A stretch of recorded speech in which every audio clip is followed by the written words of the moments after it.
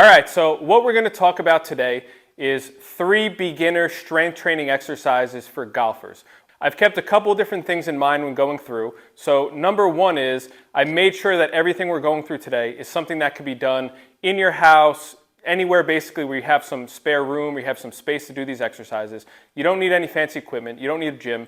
Also, I'm going to scale these exercises and show you some different variations of them, so we could scale it to very difficult, or we can make it even simpler than what I show you as the initial exercise and work on some regression. Number 2 for all these exercises is we want to keep the idea of your golf swing always in mind when we're going through different movements. So we're not really working on anything that's very isolated or any very isolated movements. We want to make sure that we're using our upper body, our lower body, working on stability, strength, mobility. In each movement, we're combining all these things because that's what happens in your golf swing, right? You're not isolating just one part of your body in your golf swing. Your body's working together as one unit to complete an athletic skill, which is your golf swing.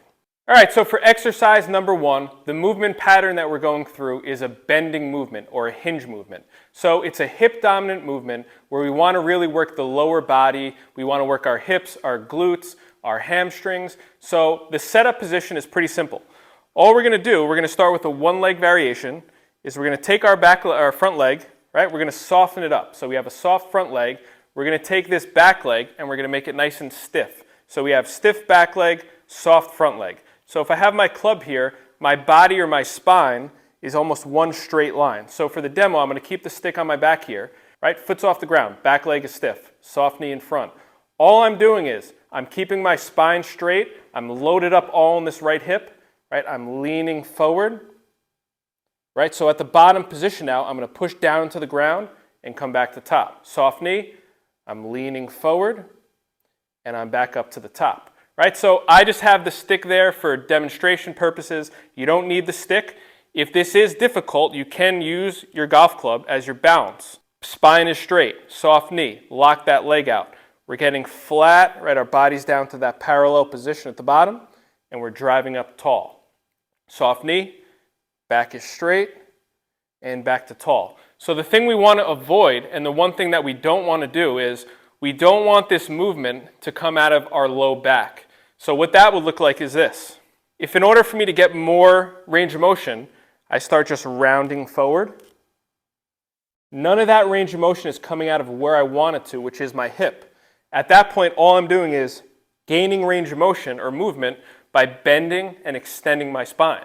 So we want to make sure that we're keeping that spine straight and we're using our lower body as the prime mover, and all the demand is in our lower body.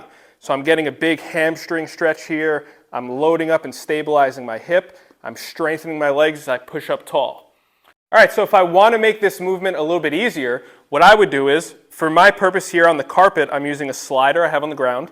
If you're in your home, you have a hardwood floor. If you have a tile floor, all you need is a t-shirt, a paper towel, something that's just going to slide on that floor, that surface, and make the movement, nice and smooth for you here. So same setup position. All I'm doing now is I'm taking the balance component out and I'm keeping this bottom foot on the floor. So I'm still soft leg in the front, stiff leg in the back. I'm hinging forward, keeping my spine straight, getting that stretch in the hamstring, loading up that hip, driving tall. Soft knee, hinge forward, driving tall. Same exact movement, same exact concept.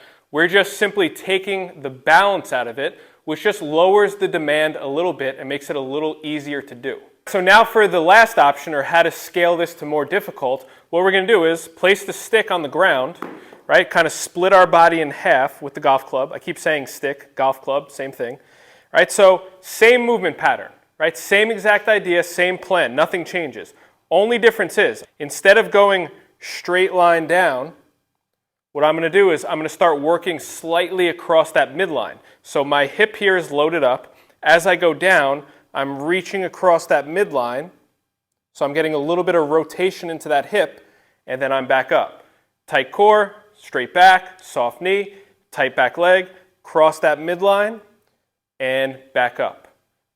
Cross that midline, and back up. Right, so what we're doing by rotating a little bit into that hip is we're adding to an already really good exercise, which is working on single leg stability, single leg hip stability. So for example, in our golf swing, if we get trouble where we're swaying or sliding from one side to the other, we're really strengthening up those hips so that they could handle the demand of that rotation.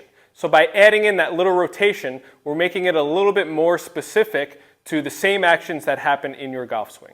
So for exercise number 2, we're going to now work on that separation of upper body and lower body. We're going to add a little bit of rotation into this exercise, and all we need is a wall. So we're going to find some space on a wall.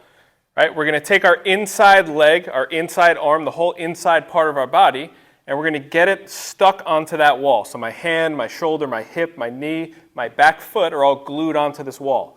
So number 1, what I'm going to do is hand on hand, same thing. I have a straight spine. I'm not rounding. I'm not overextending. I'm keeping a neutral spine locked into this wall. You're already going to feel that outside hip starts to turn on and start to work for kind of holding this position. So we're in an isometric hold on this outside hip. Right? So I got hand on hand. All I'm going to do is I'm going to open up as far as I can, right? Find my range of motion, and I'm coming back down to that beginning spot. Right? So same thing. Everything stays stuck on that wall. I'm rotating up, and I'm coming back down. I'm working on my lower body being stable, my lower body being active, and I'm rotating my thoracic spine or my upper body. All this rotation is coming from basically this line up, or my thoracic spine rotating from one side to the other. I like to add in one other piece to this, right? So we're locked in, right? Same thing. We open up, right? Number 2, inside arm. This right arm, I like to bring it around and then back. Right, so just we get a little bit of both side movement and back around. So how do we regress this range of motion, or how do we make this a little more easy? If all we're going to do is take the balance out of the movement. So we're going to eliminate that balancing portion. So now we're just on the wall in this comfortable standing position. We got hand on hand, right? We're still in the wall. So all we're going to do now is open up and back to beginning. Open up and back to start. Right? Same idea. If you want to combine the inside movement, you're just going to rotate that inside arm up and over. Right? Same way. All right, so the third option, or how to scale this to make it more difficult, if you do have a gym or even if you have a band, what we're going to do is we're going to grab a cable, a band, basically anything that we could pull, and we're going to get in that same position. So we're still in that wide split stance position. So 2 things. My lower body first. All the weight right now is in my front leg, this front leg here, and opposite hand. So weight's in the front. What I'm going to do is shift the weight to my back foot, and I'm going to finish by rotating my upper back and pulling through. So I'm going to keep my head forward. I'm going to pull back. So weight shifting, front leg, back leg, front leg, back leg. My upper body is rotating. So I'm rotating forward, finishing back and through. Rotating forward, back and through. Forward and through. So we're just combining all aspects of our upper body and lower body working together, very similar to how you do in a golf swing. Our weight shifts in our feet, our upper body turns, our hips are active, our whole body is working together as one unit to create that athletic skill movement.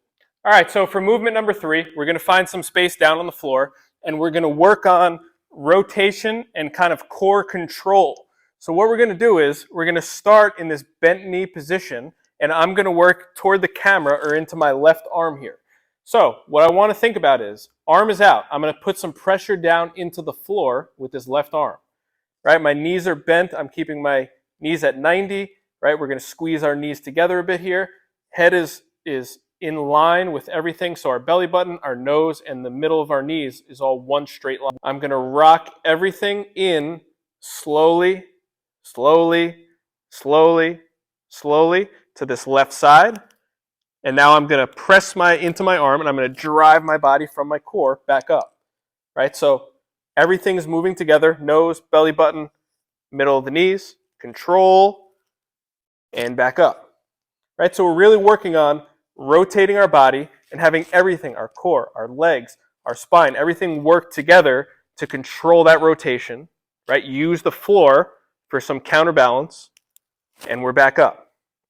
How can we make this exercise a little bit easier? all we would do is work on the time under tension, we'll call it. So that's the position from the top to the bottom. So instead of slow, slow, slow, we can just easily speed it up a little bit, feel that range of motion, control it, and then pop back up. Control that range down and pop it back up. So we're just lessening the time that your body or your muscles are under tension. So when we go slow, there's more time. 1, 2, 3, 4 under tension, versus the easier version is just 1, 2, back up. Right? So by making the time of tension less, we're making the movement a little bit easier. Right? So now how do we make this a little more difficult? So if we extend our legs, we're adding more weight that we have to control, so this makes the movement now more difficult. So I have to really drive into the ground, control that movement down, and drive those legs back up. Long legs, control that movement down, and drive back up.